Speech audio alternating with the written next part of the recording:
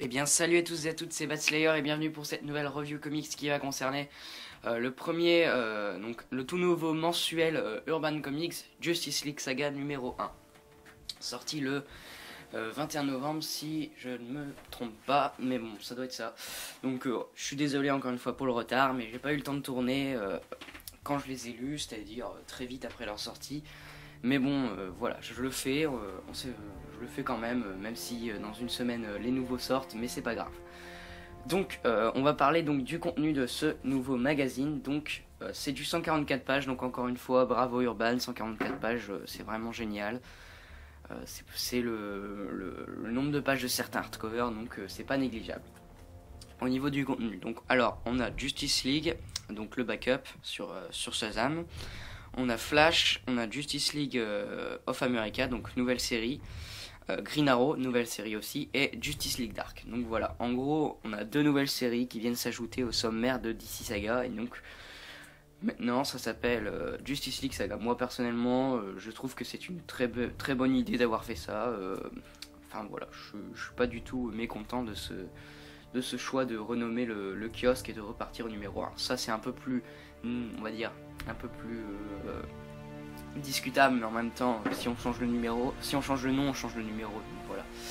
Donc voilà, donc je vais procéder donc à la review de ce numéro. On va commencer donc par le premier numéro qui compose le mag, c'est-à-dire Justice League numéro 18 de Geoff Johns et Jesus Says au dessin. Donc Geoff Johns, donc c'est on va dire un peu l'architecte de DC. Attendez, je vais juste prendre ma caméra, je suis désolé, parce que pour les kiosques, je pense que ça sera plus intéressant de faire ça comme ceci. Donc voilà pour Justice League numéro 18. Alors, donc écrit par Geoff Johns. Ce numéro en gros va prendre place juste après donc Throne of Atlantis qui était vraiment très très bon. Et donc en gros, après Throne of Atlantis, la Justice League décide d'agrandir leur rang. Et donc ils vont en gros faire un appel aux héros dans la tour de garde pour, on va dire, agrandir la Justice League. Donc on va voir de nouvelles têtes comme par exemple Firestorm ou encore Black Lightnings ou encore Black Canary ou bien Zatanna qui fait partie de la JL Dark ou Nightwing. Donc voilà un peu le pitch de ce numéro. Donc ça va plutôt mal se passer en quelque sorte, il va y avoir un peu du foutoir dans la tour de garde, donc je vous en demande pas plus au niveau du numéro. Et donc voilà, et je vous dis pas comment ça finit, mais bon. C'est un numéro plutôt sympathique, les dessins sont plutôt bons. Bon, après du Ivan Reis, ça fait un peu, voilà, un peu pitié, faut dire ce qui est, mais bon, ça reste très très beau. Regardez-moi cette page, elle est vraiment très réussie, donc voilà, pour les dessins. Et au niveau du scénario, bon, je trouve que c'est plutôt simplé. C'est pas transcendant, mais ça reste efficace. Donc l'écriture de Geoff Johns reste efficace, donc c'est quand même un bon numéro. Donc je vais donner ma note, ça sera un petit... Bon, allez, un 3,5 sur 5 parce que ça m'a quand même plu malgré un numéro très basique. Donc ensuite le backup, donc toujours sur Shazam. Donc voilà, j'en dis pas plus. Ça reste Gary Frank au dessin et c'est toujours aussi magnifique. Donc voilà, j'en dis pas plus, vous verrez ça par vous-même parce que c'est très court. Alors si je me mets à parler du backup, voilà. Ensuite, Flash numéro 18. Donc c'est Brian Buccellato au scénario et Marcio Takara au dessin. Et un ancrage aussi. Au niveau des dessins, c'est plutôt beau. On a des pages assez réussites comme celle-ci par exemple. Même si encore une fois, enfin là dans le cas c'est après du Francis Manapoul, bon voilà c'est pareil, ça fait un peu moins bon, mais bon ça reste agréable à l'œil quand même. Donc qu'est-ce que va raconter ce numéro? C'est pareil, ça se passe après un gros arc. Donc ici ça se passe après l'arc de Gorilla Grodd, où en gros suite à leur séjour dans la Force Veloce, certains personnages vont développer en gros des capacités proches de celles de Flash. Et donc Flash va en gros les sermonner, etc. De leur dire qu'il suffit pas d'avoir des pouvoirs pour être un héros, etc. Donc c'est un numéro plutôt efficace, qui était sympathique comme Justice League. Donc pour moi ce sera la même note que je vais lui mettre, ça sera un 3,5 sur 5. En plus de ça, les dessins sont agréables encore une fois à l'œil, mais c'est pas transcendant.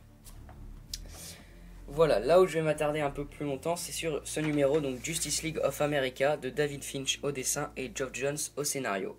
Donc Justice League of America numéro 1, donc nouvelle série qu'Urban publie en VF. Qu'est-ce que ça raconte? Ça raconte que tout simplement le gouvernement a de moins en moins confiance envers la Justice League qu'ils ont créée, donc composée d'Aquaman, Wonder Woman, Superman, Batman, etc. Et donc ils vont décider de créer une nouvelle ligue. Et ils vont en parler donc à Steve Trevor, qui est donc le chef de l'Argus, pardon.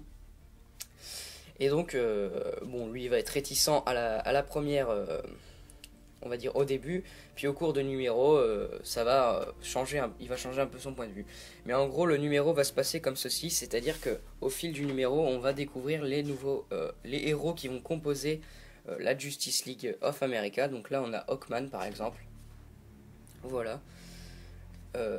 Puis après on aura Catwoman, puis Vibe, puis le Green Lantern Simon Baz, etc.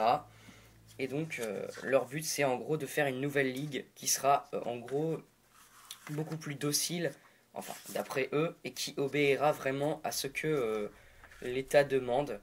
Donc voilà Catwoman, je cherche une page en fait qui était vraiment très bien, qui était vraiment très sympathique, mais je la trouve pas. Bon c'est pas grave. Donc voilà pour le scénario, franchement un bon scénario, bien efficace, qui est vraiment très bien écrit. Et encore une fois, les dialogues sont vraiment très bons avec Geoff Johns, donc franchement j'ai beaucoup aimé ce numéro de Justice League of America pour son scénario, et aussi par ses dessins, donc dessins de David Finch. Donc David Finch, c'est un artiste que j'adore tout simplement. Malheureusement au début des New 52 il n'était pas sur la meilleure série, il était sur Batman The Dark Knight, qui n'était pas génial. Au niveau de son scénario, même si le deuxième tome qu'Urban a publié était vraiment pas mal, mais après ce numéro, David Finch s'en va, donc plutôt dommage. Enfin oui et non, vu qu'il atterrit sur cette série qui est Justice League of America, qui est une très bonne série. Malheureusement je crois qu'il va rester que 4 numéros, alors si je me trompe pas il est sur le 1, 2, 3, il n'est pas sur le 4, il est sur le 5, et après il s'en va définitivement, parce qu'il a un autre projet qui est Forever Evil, mais ça on l'aura dans longtemps en VF, j'en parle pas. Voilà donc pour le scénario, les dessins, donc des dessins magnifiques et un scénario vraiment efficace qui raconte en gros la formation de cette nouvelle ligue qu'est la Justice League of America. Donc franchement un bon numéro, pour ma part je lui mettrai un bon 4 sur 5. J'ai vraiment hâte de savoir la suite, donc le mois prochain, enfin dans une semaine hein, en l'occurrence, vu que je fais ça un peu en retard, mais bon c'est pas grave. Donc franchement un très bon numéro de Geoff Johns et David Finch. Autre nouvelle série qui va composer le mag, qui débute certes au numéro 17, mais on n'en veut pas Urban vu que le début était vraiment pas terrible. Et de toute façon, c'est un très bon point d'entrée, le numéro 17. Donc voilà ce que j'ai à dire pour ça. Donc Green Arrow 17, donc, de Jeff Lemire, donc, qui est l'auteur de Justice League Dark, et Andrea Sorrentino, si je me trompe pas. Ouais, Sorrentino. Donc au niveau des dessins, c'est magnifique tout simplement. La colo est très belle elle aussi. Voilà, c'est un style particulier, mais moi personnellement j'aime beaucoup. Donc voilà, on a des pages sublimes. Voilà, donc Oliver Queen. Et donc voilà pour les dessins, c'est vraiment très efficace. Au niveau du scénario, c'est Jeff Lemire et bon sang que c'est efficace. Je le trouve encore meilleur que sur Justice League Dark, c'est hyper bien écrit. C'est une espèce de course contre la montre où Oliver Queen se retrouve poursuivi par un nouvel ennemi, alors qui s'appelle Komodo si je me trompe pas. Et c'est vraiment hyper bien écrit. On est vraiment, nous aussi, dans ce rythme effréné. On se demande vraiment comment Green Arrow va s'en sortir jusqu'à arriver à la dernière page qui annonce que du bon et qui donne vraiment envie pour le mois prochain. Donc franchement, le numéro est hyper bien écrit, j'ai adoré. Pour moi, c'est le coup de cœur du magazine. Green Arrow 17 m'a vraiment scotché. J'ai adoré ce numéro. Donc voilà pour Green Arrow 17, des dessins magnifiques et un scénario vraiment très bien écrit par Jeff Lemire. Donc pour moi ça sera un très bon 4,5 sur 5 pour ce numéro qui est vraiment très efficace. Voilà, on va passer au dernier numéro qui compose le magazine, donc Justice League Dark, donc toujours de Jeff Lemire au scénario. Enfin ce mois-ci il est accompagné aussi de Ray Fawkes et de toujours Michael Janin au dessin. Bon, là je vais éviter de trop en dire parce que ça prend place dans un arc, donc au niveau du scénario je vais pas trop en dire. Donc ça continue sur sa lancée, les héros dans la nouvelle dimension s'en sortent comme ils peuvent. Et voilà, ils ont un nouveau plan d'action, etc. Tandis que, on va dire, ce nouveau personnage, j'ai oublié son nom, mène sa nouvelle guerre contre les forces, on va dire, de cet nouvel univers. Donc franchement, des page magnifique comme vous pouvez le voir. Vraiment très très réussi. Donc voilà, en gros un peu pour le scénario. C'est assez mal expliqué mais je veux pas trop en dire parce que voilà, pour éviter de spoiler un peu. Donc franchement un bon numéro qui m'a plu, même si c'est pas le meilleur, c'est pas celui qui m'a le plus plu. Donc pour moi ça serait un 3,5 sur 5 lui aussi pour ce Justice League Dark numéro 17.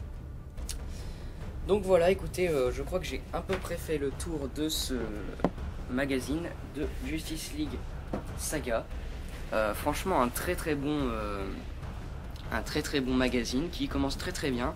Alors certes qui n'est pas forcément facile d'accès parce qu'on commence avec beaucoup de répercussions sur différents arcs, c'est-à-dire que on commence juste après Throne of Atlantis, les gens vont pas trop bien comprendre pourquoi, qu'est-ce.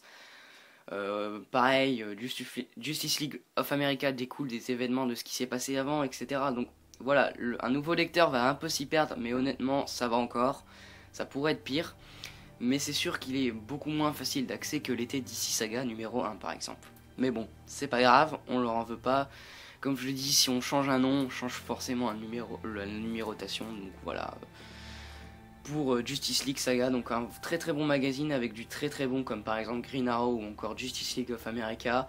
Et des numéros plutôt sympathiques donc, qui ont composé ce magazine ce mois-ci comme Justice League Dark et Flash. Voilà. Donc voilà, c'est tout ce que j'ai à dire pour ce Justice League Saga. Honnêtement, c'est un kiosque que je conseille vraiment. Il est vraiment très bon. Donc voilà pour Justice League Saga. Moi je vous dis à la prochaine. Je ne sais pas, je ne pense pas faire Batman Saga 19 et Green Lantern Saga 19. Bien évidemment, je vous ferai les 20. Mais bon, ça donne pas longtemps, vous inquiétez pas.